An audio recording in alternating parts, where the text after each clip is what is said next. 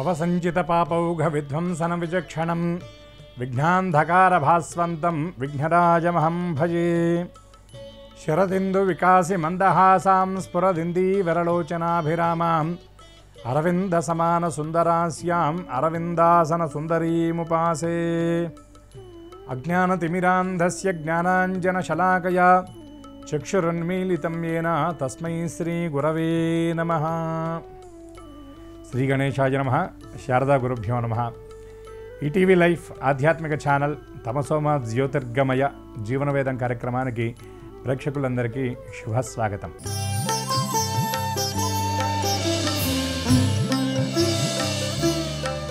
మన భారత భూమిని కర్మభూమి అని, ధర్మభూమి అని, జ్ఞానభూమి అని, వేదభూమి అని అనేక రకాలుగా కీర్తిస్తూ ఉంటారు. యావత్ ప్రపంచ దేశానికి ఈ భారతావనిని పూజామందిరంగా చెబుతూ ఉంటారు. పాశ్చాత్య దేశాల్లో పచ్చిమాంసం పీక్కు తినేటటువంటి రోజుల్లోనే పరతత్వ విచారం మొదలైనటువంటి భూమి ఈ భరత భూమి. ఏమిటి ఇక్కడ ఇంత గొప్పగా ఈ భూమి వెలుగొందడానికి ఉన్నటువంటి కారణం ఏమిటి అంటే వేదం ఇక్కడ ఆవిర్భవించడం, వేదాన్ని ఇక్కడ ఉన్నటువంటి వాళ్ళు ఆదరించడం, అనుసరించడం, అవధరించడం వల్ల ఈ విధమైనటువంటి స్థితి ఏర్పడింది అని పెద్దలు దీనికి సమాధానంగా చెప్తారు. దీనిని మనం చెప్తూ కర్మభూమి అని, జ్ఞానభూమి అని, అలాగే ధర్మభూమి అని మనం చెప్పాం. దీని తర్వాత నాలుగవ మాటగా ఏం చెప్పామంటే వేదభూమి అని. ఇది వేదభూమి అవ్వటం వల్లే ఇక్కడ జ్ఞానము, కర్మ, ధర్మము మూడు సమానమైనటువంటి రీతిలో ఉన్నాయి. ఇక్కడ ఎవరెవరు ఏ ఏ ధర్మాలను ఆచరించాలో వేదం అనేది అది నిర్దేశించింది. అందుకే వేదం అంటే ఏమిటి అన్నారు అంటే ఒక నౌకకు, అంటే సముద్రంలో పయనించేటటువంటి నౌకకి చుక్కాణి ఎటువంటిదో, అంటే ఏ దిక్కు ఎటు ఉంది, గమ్యం ఎటు వెళ్ళాలి, గమ్యం ఎటు, గమనం ఏమిటి అనేటటువంటిది సూచించేటటువంటి దాన్ని చుక్కాణి అంటారు. ఈ భారత భూమిలో పుట్టినటువంటి వాడికి కూడా చుక్కాణి ఏమిటంటే వేదమే. ఈ వేదం అనేటటువంటి దాన్ని సంస్కృతంలో అనేక రూపాలుగా చెప్పారు. దీంట్లో యజ్ఞయాగాది కర్తవులు చెప్పారు, వైద్యం గురించి చెప్పారు, ధర్మం గురించి చెప్పారు, అర్థశాస్త్రం గురించి చెప్పారు, ఖగోళ విజ్ఞానం గురించి చెప్పారు. ఇలా అనేకమైనటువంటి విధాలుగా వేదంలో చెప్పారు. ఇది అందరికీ అర్థమవుతుందా అంటే యథార్థంగా చెప్పాలి అంటే వైద్యుడి దగ్గరికి వెళితే మనకి ఏదైనా అనారోగ్యం ఉన్నప్పుడు ఏదో ఒక పరీక్ష రాస్తారు. ఉదాహరణకి ఒక ఈసీజీనో ఇంకేదో రాస్తారు.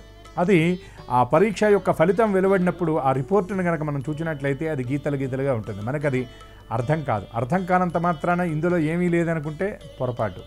అదే వైద్యుడు చూసి మీకు ఈ రిపోర్టు ద్వారా ఫలానా ఈ విధమైనటువంటి అనారోగ్యం ఉందని చెప్తారు. అలాగే వేదంలో ఉన్నటువంటి విషయాలను మనకి ప్రత్యక్షంగా వినగానే మనకి అర్థం కాకపోయినప్పటికీ కూడా వేదం చదువుకున్నటువంటి వాళ్ళ దగ్గరికి మనం వెళితే, వేదాన్ని అనుష్ఠించేటటువంటి వాళ్ళ దగ్గరికి వెళితే అనేకమైనటువంటి విషయాలను వాళ్ళు మనకి తెలియజేస్తారు. అయితే ఇక్కడ వేదాల్లో ఉన్నటువంటి విషయాలను సమగ్రంగా మనకు అందించడం, సులభంగా అందించడం కోసం వ్యాస భగవానుడే ఉపనిషత్తుల రూపంలో మనకు అందజేశారు. ఉపనిషత్తులు కూడా అర్థం కానటువంటి పక్షంలో పంచమ వేదమైనటువంటి భారతాన్ని ఆయన సృజించాడు.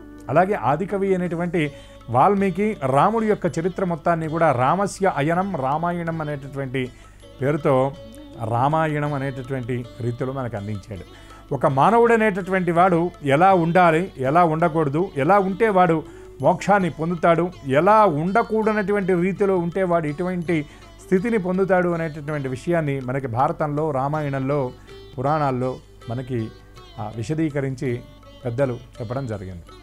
అందుకే మనం పురాణాలను కానీ కావ్యాలను కానీ మనం చదివేటటువంటి క్రమంలో ఏదో వాటిని వినటం వల్ల మంచి జరుగుతుంది అని కాదు. అందులో ఉన్నటువంటి విషయాలను మనం చక్కగా అన్వయించుకోవాలి, దాన్ని తెలుసుకొని దానికి తగ్గట్టుగా మనం నడుచుకోవాలి. అప్పుడు మాత్రమే మనం వాటి యొక్క పరిపూర్ణమైనటువంటి ఫలితాన్ని మనం పొందగలుగుతాం.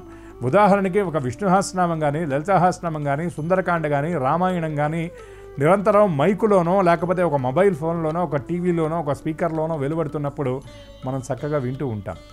మనం తరిస్తామని మనం భావన చేస్తూ ఉంటాం. నిజంగా కేవలం వినడం వల్ల తరించేటట్లయితే ఈ వస్తువులన్నీ కూడా తరించాలి కదా, కాదు. అందులో ఉన్నటువంటి అంతరార్థాన్ని మనం గ్రహించాలి, దాన్ని మనం జీవనానికి అన్వయించుకోవాలి. అప్పుడు మాత్రమే మనం తరించగలుగుతాం అనేటటువంటి విషయాన్ని మనం తెలుసుకోవాలి. ఉదాహరణకి మనం మానవ జీవనంలో అనేక రకాలైనటువంటి కర్మలను మనం ఆచరిస్తూ ఉంటాం. వాటిల్లో సుకర్మలు ఉంటాయి, దుష్కర్మలు ఉంటాయి.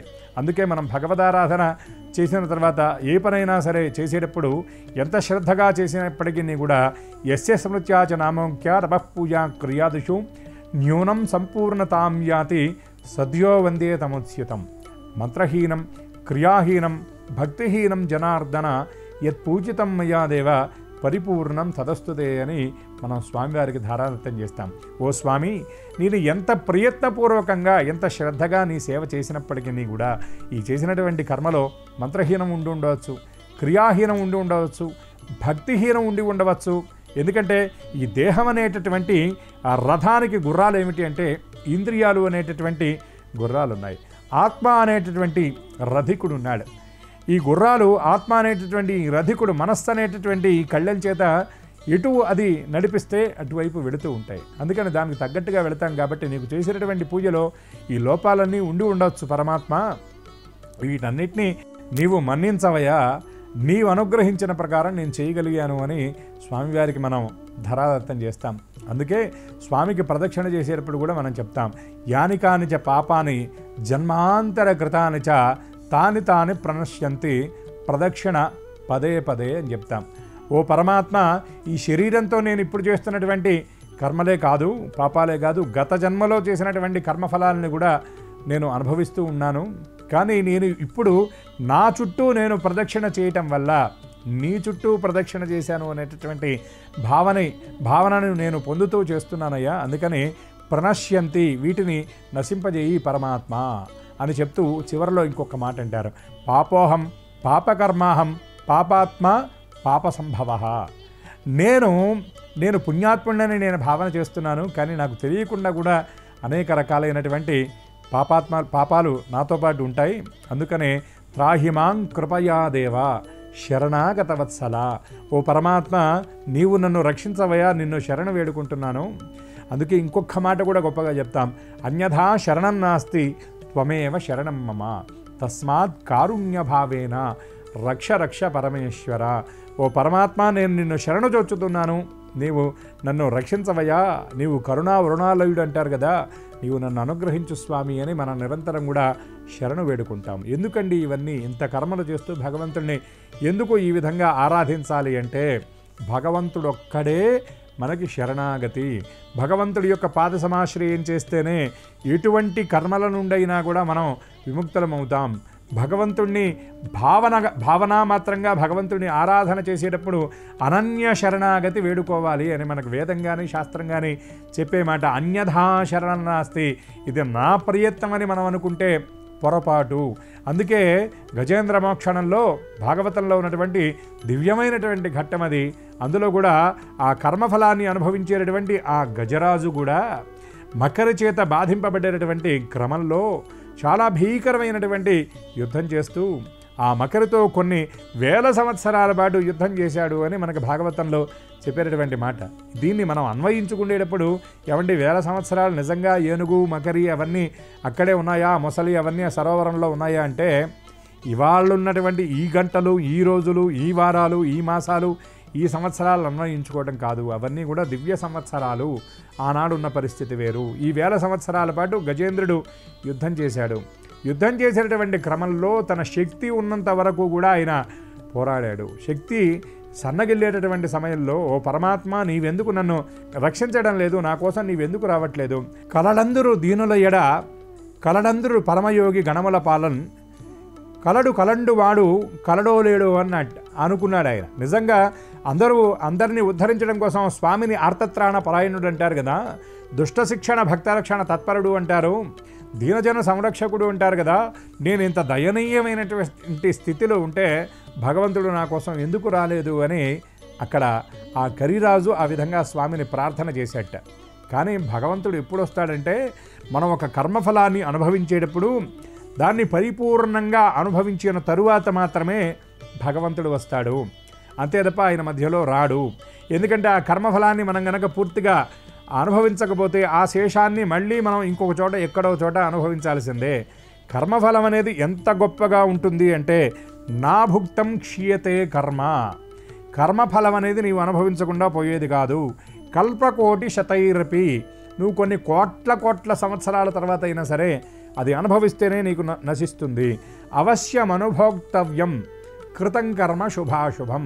నీవు పుణ్యం చేసినా పాపం చేసినా దాన్ని నీవు అనుభవిస్తేనే అది పోతుంది తప్ప, లేదంటే అది వాసనా వాయిసాల రూపంలో నీ వెంటబడుతూనే ఉంటుంది. అంటే ఇక్కడ గజేంద్రుడు కూడా కలలందరూ దీనుల ఎడ కలలందరూ పరమయోగి గణముల పాలన కలడు కలండు వాడు కలలో లేడు అన్నాడు. అంటే ఇక్కడ ఇంకా ఏమిటంటే ఆయనకి సంశయాత్మ వినశ్యతి, భగవంతుడు ఉన్నాడో లేదో అనేటటువంటి ఆలోచన చేశాడు. అంటే పరిపూర్ణంగా భగవంతుడు ఉన్నాడు అనేటటువంటి విశ్వాసం అనేది ఆయనకి కలగలేదు. అందుకే భగవంతుడు ఇంకా అప్పటికి రాలేదు, అది ఒక కారణం. రెండవది ఏమిటంటే కర్మఫలాన్ని గజేంద్రుడు అక్కడ అనుభవించాలి. కాబట్టి ఇక చివరికి ఆ గజేంద్రుడి యొక్క శక్తి అంతా కూడా క్షీణించి సన్నగిల్లిపోయిన తర్వాత అక్కడ ఏం చేశాడంటే ఆ కొలలో ఛిద్రమైనటువంటి తునాతునకులయ్యి చివరిలో కొద్దిగా మిగిలినటువంటి గాయాలతో రక్తం ఊడుతూ ఆ లోపల ఉన్నటువంటి మాంసపు ఖండాలన్నీ బయటపడి నల్లగా ఉండవలసినటువంటి తొండం ఎర్రగా మారిపోయినటువంటి క్రమంలో కూడా ఆ కొలంలో ఆ మకరితో ఆ మొసలితో పోరాడుతూనే తొండంతో అలా పరికించి చూశాట. ఎందుకోసమంటే ఈ కొలనంతా కూడా ఛిద్రమైపోయింది, చక్కగా నిర్మలంగా ఉండాల్సినటువంటి జలమంతా కూడా రక్తసిక్తం అయిపోయింది. అయినప్పటికీ కూడా ఎక్కడైనా ఒక కలువు పువ్వు దొరుకుతుందేమోనని తొండంతో కరిరాజు ప్రయత్నం చేసేట. కానీ గత జన్మ పుణ్య విశేషం వల్ల ఎక్కడో ఒక చిన్న తామర తూడు ఆ తామర పువ్వుతో సహా కనిపించిందట. దాన్ని తొండానికి చుట్టుకొని ఆ కరిరాజు ఏం చేశాడంటే పైకి చూపించాడు పరమాత్మకి. లావొక్కింతయు లేదు ధైర్యము విలోలంబయ్యే ప్రాణంబుల్ ఠావుల్లప్పే మూర్ఛ వచ్చే తనువుల్డస్యన్ శ్రమంబయ్యడిన్ నీవే తప్ప ఇతఃపరం బెరుగ మన్నింపదగుందీనునిన్ రవే ఈశ్వర కావవే వరద సంరక్షింపు భద్రాత్మగా అని ఎప్పుడైతే పరమాత్మను అనన్య శరణాగతి అన్యథా శరణం నాస్తి స్వామి, నాకు ఇంకొక దిక్కు లేదు, నీవే నన్ను రక్షించాలి అని ఎప్పుడైతే ఆ గజరాజు ఆ తొండాన్ని పైకెత్తి శరణు వేడుకున్నాడో పరమాత్మ అప్పుడు ఏం చేస్తున్నాడు, ఆయన ఆ శ్రీకాంతతో కలిసి ఏకాంతంలో ఉన్నాడు. ఆ మహానుభావుడైనటువంటి లక్ష్మీకాంతుడు అమ్మవారితో సరసల్లాపాలాడుతున్నటువంటి సమయంలో తన ఆర్తితో భక్తుడు పిలిచాడు అనేటటువంటి ఉద్దేశ్యంతో సిరికింజప్పడు శంఖచక్ర యుగములు చేబోయి సంధింపడు ఆకర్ణికాంతర దమ్మిల్లము చక్కనొత్తడు వివాద ప్రోద్ధిత శ్రీకుచోపరి చేలాంచనమైన వీడడు గజప్రాణావనోత్సాహి అని పోతరామాత్యుడు రాశాడు. ఆయన బయలుదేరి వచ్చినటువంటి క్రమంలో శంఖం కానీ చక్రం కానీ ఏమీ తీసుకోలేదు, గద ఏమీ ధరించలేదు ఆయన. అట్లాగే ఆయన ఉన్న ఆ ఒక్కసారిగా శేషపాన్పు మీద నుండి కిందకు వచ్చాడు. అప్పటిదాకా అమ్మవారితో ఏకాంతంలో ఉన్నాడు కదా పరమాత్మ. అమ్మవారి యొక్క ఆ చేలాంచనం అంటే అమ్మవారి యొక్క పవిట చెంగు చేతికి చుట్టుకొని అంతే ఉన్నాడు. కనీసం గరుత్మంతుని కూడా అధిరోహించలేదు. పరుగున స్వామి వచ్చాడని రాశారు పోతనామాత్యుడు. ఇక్కడ దీనికి వెనకాల ఇంకొక ఐతిహ్యం ఒకటి మన పెద్దలు చెబుతూ ఉంటారు. ఏమిటది అంటే యథార్థంగా దీని చరిత్రలోకి వెళ్ళి చూస్తే పోతనామాత్యుడు శ్రీనాథుడు ఒకే సమయానికి సంబంధించిన వాళ్ళు కాదంటుంటారు. కానీ దీని వెనకాల ఒక ఐతిహ్యం, ఒక విశేషం ఒకటి ఉన్నది. ఈ భాగవతాన్ని పోతన గారు విరచించేటటువంటి సమయంలో అక్కడికి వచ్చినటువంటి శ్రీనాథుల వారు తన కుమార్తెతో కలిసి అక్కడికి వచ్చి పోతన గారు రాసినటువంటి ఈ పద్యాన్ని చూచి, ఏమయ్యా నిజంగా భగవంతుడు ఇట్లా వెళతాడా, ఇదంతా సాధ్యమవుతుందా, అసలు శంఖచక్రాలు లేకుండా వెళ్ళిపోతాడా, అమ్మవారి పవిట అలాగే లాక్కొని వెళ్ళిపోతాడా, ఇది నిజ జీవితంలో ఇది సాధ్యమవుతుందా, ఇది వాస్తవ దూరం కదా, ఇది ఎట్లా, నీవెందుకు రాశావని పోతన గారితో వాదనకి దిగేటటువంటి పరిస్థితుల్లో పోతన గారి కుమారుడు ఉండి ఆయన విని ఏం చేశాడంటే ఆ కొద్ది సమయం తర్వాత పోతన గారు శ్రీనాథుడు ఇద్దరు కలిసి భోజనం చేస్తున్నారు. భోజనం చేసినటువంటి వాళ్ళల్లో నైష్ఠికులకు కొన్ని నియమాలు ఉంటాయి. ఎటువంటి పరిస్థితుల్లో కూడా భోజనం మధ్య నుండి లేవకూడదు.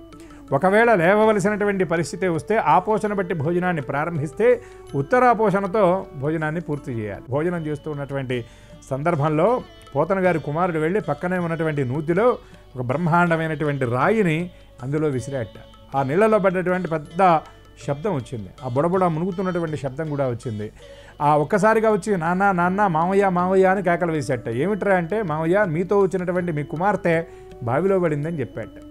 చెప్పగానే భోజనం చేస్తున్నటువంటి శ్రీనాథుడు కాస్త ఆ ఎంగిలి చేత్తో అలానే లేచి వెళ్ళి బావి దగ్గరికి వెళ్ళాట. వెళ్ళిన తర్వాత ఆ పిల్లవాడు నవ్వాట. ఏమిట్రా నవ్వుతావంటే, ఏం లేదు మావయ్య, ఇదిగో మీ అమ్మాయిని నేను పక్కనే దాచిపెట్టాను, నీవిందాక మా నాన్నని ప్రశ్నించావు కదా, స్వామి సిరికింజప్పడు శంఖచక్ర యుగములు చేబోయి సంధింపడు అనేటటువంటి పద్యం మా నాన్న రాస్తే ఇది ఎలా సాధ్యమని చెప్పని నీవు అడిగావు. ఇప్పుడు మీ అమ్మాయి బావిలో పడ్డది అనేటటువంటి ఆ మాట వినగానే నీవు భోజనం చేస్తూ కనీసం ఉత్తరాపోసన పెట్టకుండా ఎంగిలి చేత్తో అలానే వచ్చావు. బావిలో పడ్డటువంటి నీ కూతుర్ని పైకి తీయాలంటే ఒక చాదో ఏదో వస్తువు ఏదో కావాలి కదా మామయ్య, ఎంగిలి చేత్తో అంతే వచ్చావు. ఏం నీవు ఉత్తరాపోసన బట్టి చక్కగా చేయగడుక్కొని మళ్ళీ ఆచమనం చేసి రావచ్చు కదా అంటే నీ కూతురు మీద ఉన్నటువంటి నీకు ప్రేమ, మమకారం, అనురాగంతో నీవు ఎలా వచ్చావు? ఈ జగత్కుటుంబిని పరమాత్మ ఈ జగత్తుని మొత్తాన్ని కూడా రక్షించేటటువంటి వాడాయన, జగత్పాలకుడు, జగద్రక్షకుడు, జగత్తు మొత్తానికి ఆయన నాథుడు, జగన్నాథుడు.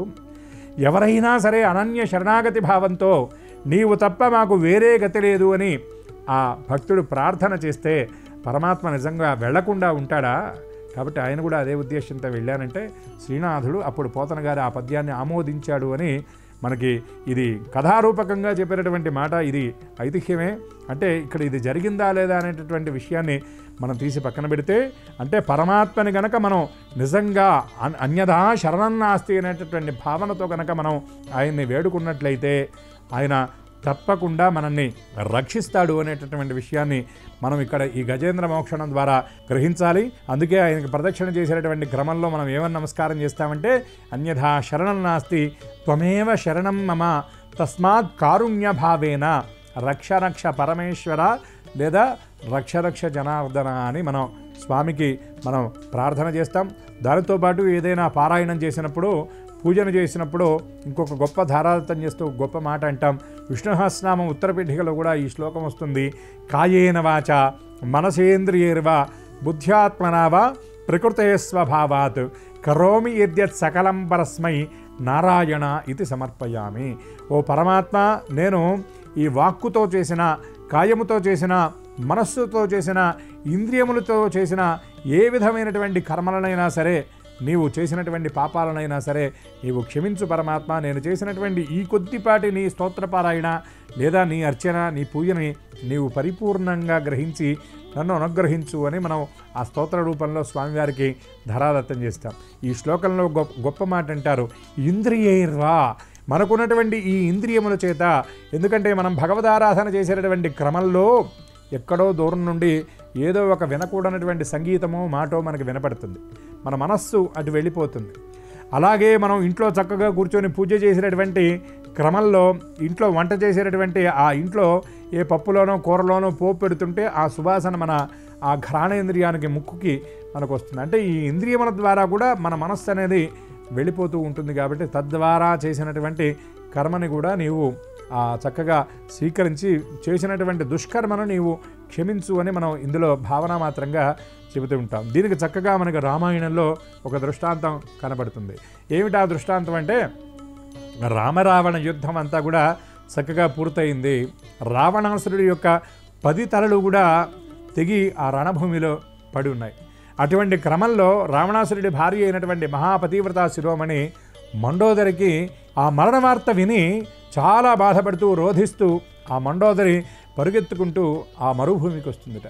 ఆ వచ్చేటటువంటి క్రమంలో ఈ రావణాసురుడి యొక్క శరీరం దగ్గరికి వెళ్ళి ఛిద్రమైనటువంటి ఆ శరీరాన్ని చూచి, రాబందులు పీక్కుతుంటున్నటువంటి ఆ రావణాసురుడి యొక్క శరీరాన్ని చూచి ఆవిడ దుఃఖించి, పక్కన ఒక గట్టు మీద ఒక రాయి మీద కూర్చొని ఉన్నాడు రామచంద్రుడు.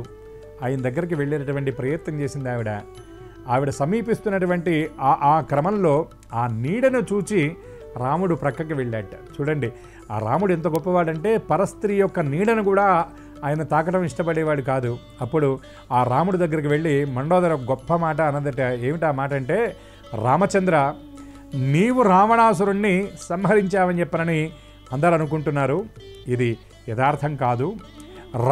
రావణాసురుడి యొక్క ఇంద్రియములు ఏవైతే ఉన్నాయో ఆ ఇంద్రియ లౌల్యానికి గురయ్యి ఆ ఇంద్రియ ప్రభావం చేత కోరనటువంటి దాన్ని కోరుకొని చేపట్టకూడనటువంటి దాన్ని చేపట్టి నీ భార్యని అక్రమంగా తీసుకొచ్చాడు. కాబట్టి ఆ ఇంద్రియముల చేత రావణుడి యొక్క మరణం సంభవించింది అని సాక్షాత్తు మండోదరి చెప్పిందట. అంటే ఇంద్రియములకు ఇంత ప్రభావం ఉంటుంది. అట్లాగే ఈ సందర్భంగా మనం గొప్ప మాట చెప్పుకోవాలి. ఎప్పుడు మనం నమస్కారం చేసినా శ్రీ సీతారామాభ్యాన్ నమః అని నమస్కారం చేయాలి. సీతారాములకు నమస్కారం చేయాలి, ఒట్టి రాముడికి నమస్కారం చేయకూడదు. ఎందుకంటే రాముడు లేకుండా సీత కావాలి అని సీతని చెరబట్టినటువంటి వాడు రావణాసురుడు. చివరికి రాముడి చేతిలో మరణం పాలయ్యాడు. అట్లాగే నాకు సీత అక్కర్లేదు, నాకు రాముడు ఒక్కడే చాలు అని చెప్పనని ఆ శూర్పణఖ కోరుకుంది. అందుకే చివరికి రాముడు కాదంటే మళ్ళీ వెళ్ళి లక్ష్మణుడిని కోరుకుంది. లక్ష్మణుడు ఏం చేశాడు? ఆవిడ యొక్క ముక్కు చెవి కోసి ఆ విధమైనటువంటి అవమానం చేశాడు. అంటే ఇక్కడ మనం గ్రహించవలసినటువంటి విషయం ఏమిటంటే, చూడండి ఎంత విచక్షణా జ్ఞానం లేకుండా ఉంటుందో. అందుకే ఆవిడ్ని రాక్షసి అన్నారు, ఆసురీ ప్రవృత్తి అన్నారు. ఆసురీ ప్రవృత్తి అంటే ఏమిటంటే అన్న కాదంటే తమ్ముడి దగ్గరికి వెళ్ళటం. ఇది ఎంత దుర్మార్గం అండి. అందుకే పెద్దలు ఒక మాట చెప్తారు, కామాంధోపి నపశ్యతి, స్టూపిడ్ ఈజ్ బ్లైండ్ అంటారు. అంటే కామంతో కళ్ళు మూసుకుపోయినటువంటి వాడికి అసలు ఎప్పుడూ కళ్ళు కనపడవట. పగలు రాత్రి అనే వ్యత్యాసం లేదు. యథార్థంగా కాగులకు రాత్రిపూట కళ్ళు కనపడవు, గుడ్లగూబలకు పగలు కళ్ళు కనపడవు. కానీ కామాంధుడికి నిరంతరం కూడా అంధకారమే ఉంటుందన్నారు. అంటే సీత లేకుండా రాముడు కావాలనుకున్నటువంటి శూర్పణఖ పాలు పరిస్థితి ఏమైందో మనం చూడవచ్చు. రాముడు లేకుండా సీతను కోరుకున్నటువంటి రావణాసురుడి స్థితి అతనికి ఏ గతి పట్టిందో మనం చూడవచ్చు. అందుకే మనం సీతారాములకు నమస్కారం అనాలి.